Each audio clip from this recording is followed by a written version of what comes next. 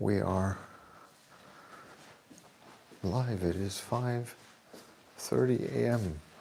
and we are getting started with the stream. It is good to see you this morning. It is day 446,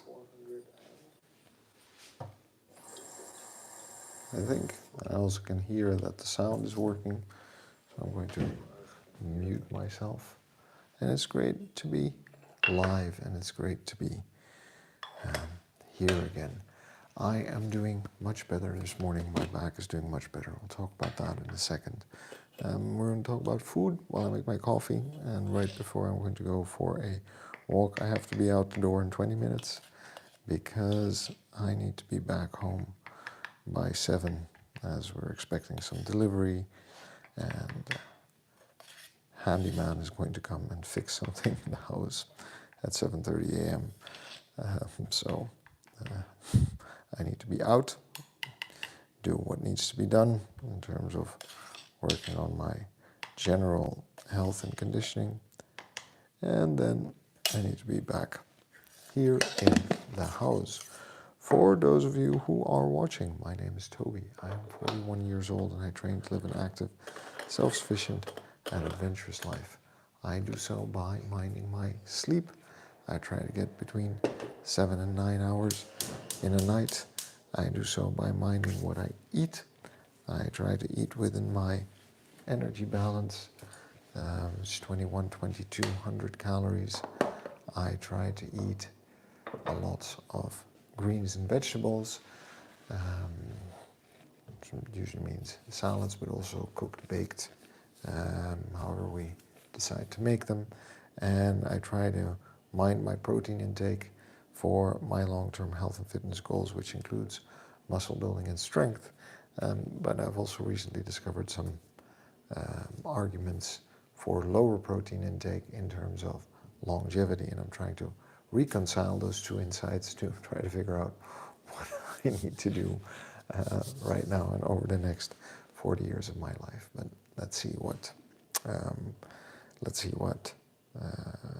comes out of that insight, out of that study. On top of that, usually I would be doing strength training or strength conditioning training or conditioning training, going out for sprints or runs or mobility. But I have injured my back a bit over a week ago, 9 days ago now. The good news is the back's getting a lot better and we are moving in the right direction in terms of recovery. The bad news is that I need to take it easy for a while still. So going on to next week, probably still next week, Wednesday. So it's 2 weeks giving my back a rest. And I am of the mind that it's better to let my body the time it needs to fully recover rather than to start to stress it too early and run the risk of turning a temporary injury into something permanent. So here we are, and I appreciate the support. Thanks for that. It will take a while for me to get back to kettlebelling, but let's see what happens in terms of mobility and maybe lifting light loads, like maybe doing some light core exercises and perhaps doing a loaded carry with an 8 kilo in one hand, stuff like that. But waiting for the physiotherapist to give the okay, and then we'll take it from there. Okay. What are we going to talk about today? We're going to talk about the same thing we talked about yesterday, which is waist size. Because I think one of the questions we need to really ask ourselves is, how do we know if we're fit and healthy? And for those of you who want to understand how this fits into my story and my journey, I try to show up every day for at least 30 minutes to do some work, whatever that is. Like I said, strength, conditioning, mobility, either or any. As long as I do something every day for those 30 minutes, I think that's foundational to my long-term health and fitness together with everything else I do. And this is about the way I feel, not about the way I look. So at 41, The way I look doesn't matter to me as much as it maybe did when I was a teenager or in my 20s. And with that confidence and calmness in life also comes an understanding that health and fitness and working out specifically, exercising, dieting, is about staying healthy and capable more than looking a certain way to try and impress, in my case, the opposite sex for whatever reasons I had at the time. And both are valid, by the way. I think different stages of life have different goals and outcomes. Just right now, the way I look is more a reflection of my lifestyle than it is a reflection of my desire to look a certain way. I would like to feel fit, capable, and competent for whatever life throws at me. And when we talk about this, good morning, Da. Thanks for dropping by, saying hi. Hope you're doing well where you are in the world. The back is doing much better, I can say. There's still little, like little pangs of pain and discomfort with certain movements or positions. So right now I'll be standing for a bit, but I have my walking speed back, and generally I have a range of motion again that is the same as what it was before I injured myself. So I'm just waiting for that little pain to go away. Something is still readjusting, maybe reducing inflammation around the disc that suffered the brunt of the force from the injury. But thankfully, it seems to be doing a lot better. I appreciate you dropping by and asking. And I hope you're doing well where you are in the world today. Thanks for that.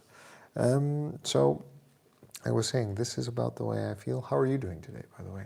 Is it end of day or start of day for you? For me, it's 5:40 a.m. I just said I need to be out the door in like 15 minutes because I need to be back home by 7 a.m. Because we're expecting some people to come by and do some work around the house. So what I was just saying is that this is about the way I feel, not about the way I look. I would like to feel fit, capable, and competent for whatever life is going to throw at me, and that could be quite a lot of significant things. Oh wow, 11:40 p.m. So that's almost bedtime, I guess. To prioritize that sleep for recovery after a busy and productive day. At least I hope it was a good day for you. I'm looking forward to this Friday. We have fun stuff planned for the weekend with the family, so I'm excited about that. I'm also excited to get to work and get some things done before the end of the week. So there are a couple of things that we can look at when it comes to health and fitness, and I think one of the things that we often overlook, and I don't call this out enough, even though I probably should, is that we can't judge books by their covers, right? Mel B, good morning. Thanks for dropping by. I hope you're doing well. And I hope you are having a good start of the day or end of the day, wherever you're at. How are those kettlebells doing? Are you getting the workouts you want and maybe seeing some of the results you were after? I'm very curious to hear. And a push day for tomorrow and a run planned. Yeah, very nice. So hybrid training. Cool. Let me know how it went when we see each other on stream next time. I'd be curious to hear. Let's see. Shooter McDabin. Well, perhaps. But I think it's more health and fitness vibes here. I appreciate you dropping by and saying hi. And I hope you're doing well where you are in the world. Or do you mean you've seen someone in my house that I'm not aware of? In the fridge, maybe. Anyway, if you do see someone walking behind me, just give a shout, all right? And then I can only encourage people getting the exercise they need. What can I say? So we can't judge books by their covers, and we need to reconcile two things in our minds, right? The first thing we need to reconcile is that someone can be slightly overweight or overweight, but lead an active lifestyle and have incredible health markers. Someone can be underweight, be very active, and have healthy health markers, which means that they are, for all intents and purposes, as far as we can tell, healthy.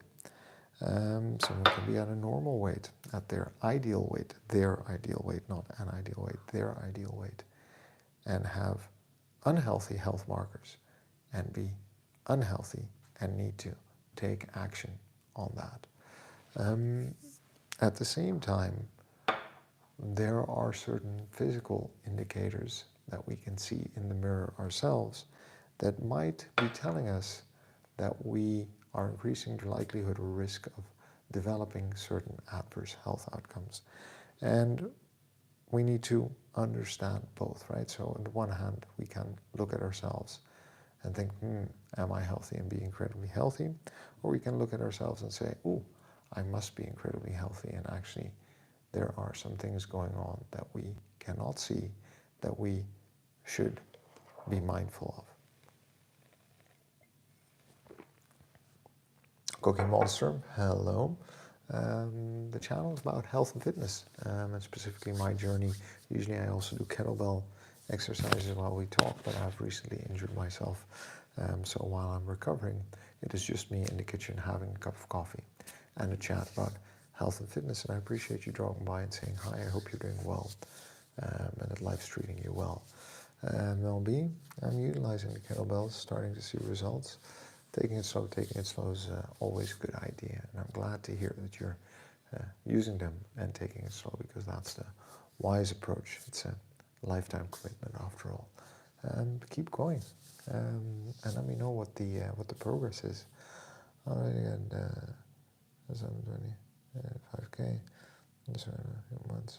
Oh, very nice, exciting. Good luck. Definitely share whether you succeed at that or not. That's a cool goal to set. Hey, poor man's Jim. I'm doing all right. I hope you're doing well. I saw your workout the other day, getting strong and super fit for summer, man. For anyone who's watching, poor man's Jim streams 2, 3, 4 hour workouts if you're interested. So, and they are workouts at another level. That's all I'll say about them, but definitely worth checking out. So we need to reconcile those two things, and in that framework, I'm from Amsterdam, so it's 5:46 a.m. where I'm at right now. I think a lot of people watching right now are from the United States, but I get up early to do my workouts here, stream them, and then it's late night there. You're more than welcome, brother. So waist size, let's talk about that for a bit, because waist size is an indicator of fat storage. BMI on its own has its uses and its function, but the story is, well, if someone's 2 meters tall, broad-shouldered, they get a high BMI, but they are actually not overweight or fat. And I think that there is a lot to be said for that argument as well, right? So BMI on its own is not the ideal measurement to see whether someone's healthy or unhealthy. It just tells us something about the ratio between their height and their weight in some ways. However, if you have a waist circumference, if you have a high BMI and you have a waist circumference that seems to contain a lot of soft tissue, right? That gut that might be hanging slightly over that belt, over the edge of your pants, the rim of your pants, you would be wise to take that into account on top of the BMI, regardless of how well you're feeling, because fat storage can indicate a number of things going on in your body that maybe have not caused any problems today, but over time might signal problems or you might already be able to detect the onset of certain problems over the long term. At the same time, you could develop any of these symptoms without that, but we're talking about what we can see ourselves and what we might not be aware of, right? So with abdominal fat, for example, we have visceral fat that is centered around our organs. And it's important to keep in mind that we would want to reduce the amount of visceral fat that is centered around our organs or that is stuck around our organs, because it leads to, continuous low-grade inflammation, and low-grade inflammation over time might cause damage to the organs. I think a common example called out often, fatty liver disease. It is just not healthy to have high amounts of visceral fat clinging to and around our organs. It disrupts the working of our internal systems. If you have large amounts of abdominal fat, you might also be developing insulin resistance, right? If you have, if you develop insulin resistance, insulin basically helps us process glucose throughout our body, right? We want to be very sensitive to insulin so that we can process glucose better. You run the risk of developing metabolic syndromes. So the health risk of that larger weight circumference coupled with a high BMI are significant. By the way, this is not medical advice, this is just me talking about the things that I know and have learned about, right? So it's just food for thought as we plan our own health and fitness journey, because this is something that concerns me. When I talk about weight maintenance, what I'm talking about is reducing the risks for myself, and also knowing without having to go through batteries of hospital tests continuously, seeing if there are any indications that I am doing well or that I might need to have cause, or that I might have cause for concern.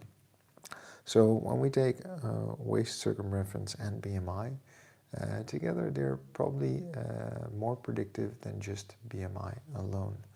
And it is generally a biomarker for metabolic syndrome, whether we have a large or small waist circumference. So just keep that in mind. But now, like I said before,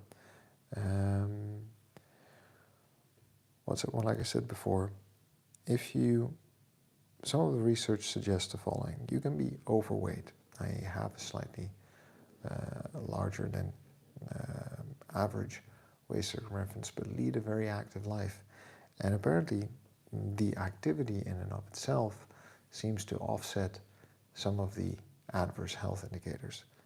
I think that's important to keep in mind as well. So when we try to decide what's more important, is it trying to bring down the weight and the size of our waist, or is it leading an active life that includes movement and sports?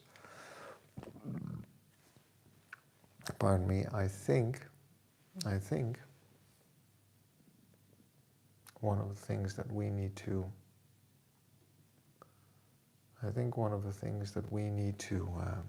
keep in mind is that increasing activity has tremendous benefits already for the health markers that we might be interested in.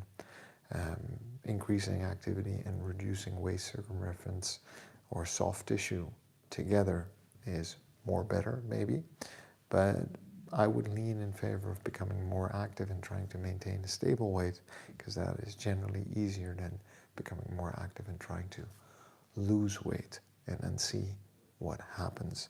And I think that is also generally something that is probably easier to do over the long run. Abuses. Poor man's gym, good night, sleep well. BMI tells me I'm overweight. Yeah, exactly, right? But then if you are relatively fit and healthy, then you have nothing to worry about if you need an active an active life. Geese88, good morning. I hope you're doing all right. Thanks for dropping by, saying hi, and I hope you're having a good end of the day where you are in the world. And Abusies, what's up? It's 8:51 p.m. in Los Angeles, California, and it's 5:53 a.m.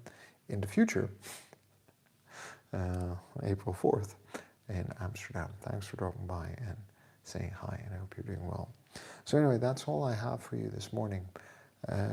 Something to think about, something to decide for ourselves what we find important, what are the outcomes that we're after, and then looking into, what the facts are about what the way we look, the way we feel, what we can measure tells us about our health and fitness.